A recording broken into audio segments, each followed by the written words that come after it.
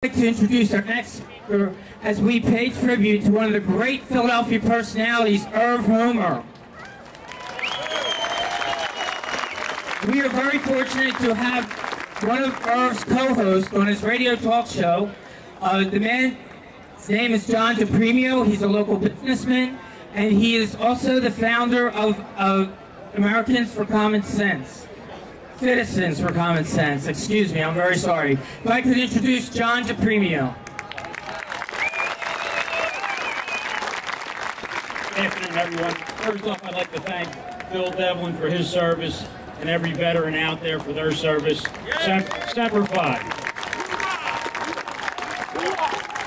You know, long before there was syndicated talk radio and before there were talking points, there was Irv Homer. Affectionately known as Evil Irv, he ruled the airwaves here in Philadelphia for 35 years. I know some of you may not have had the privilege to listening to Irv in his heyday.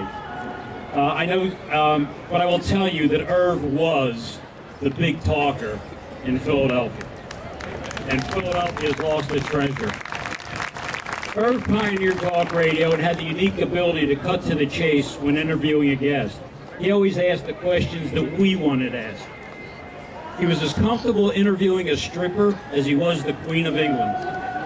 As an interviewer, Irv had the ability to make you look stupid if you attempted to dance around his questions, but he possessed the ability to lift the most inexperienced and nervous guest, which was my case. Irv lent his voice to many causes. He was not shy or intimidated by titles or station. Irv never let one's status get in the way of a probing interview. Irv was his own man. Irv never labeled himself a conservative or a liberal. He railed against talking points and the mouthpieces on radio who do the bidding of political parties. At WPHT, Irv was told by the then program director that PHT was a conservative station.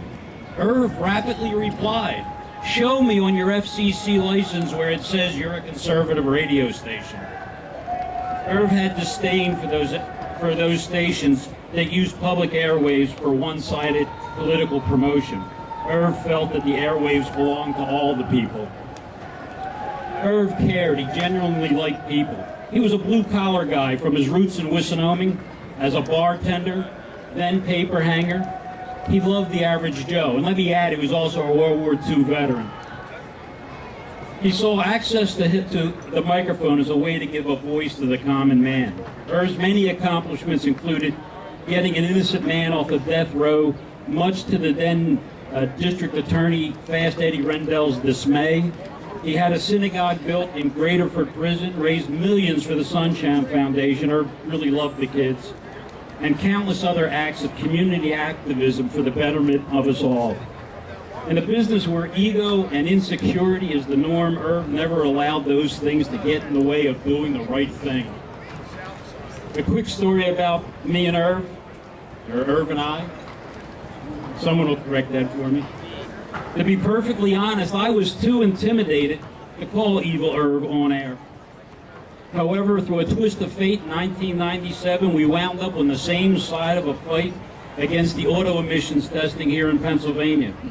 Irv saw what we were trying to do. We joined forces, and he provided us with the necessary airtime to make our case. As a result of our efforts, and with Irv's help, Citizens for Common Sense was spawned. A carpenter by trade, trying to keep Citizens for Common Sense viable, Irv invited me to join him on air at WBCB. That act led to a 2.5-year partnership on Fridays. Irv graciously shared the microphone with me, giving me advice and insight into the talk radio business. That was Irv, never too big to lend a hand, never too busy to hear a problem, generous to a fault. He would always tell us to follow that money trail, for he knew that at the heart of most of the mind-boggling behavior of our elected officials was money. He constantly urged us to think outside the box, to be a critical thinker, referring to us as Boobus America. Irv has passed, and so has an era. I am privileged to have known and worked with Irv. I am, and we are, better citizens because of Irv Homer. Thank you very much.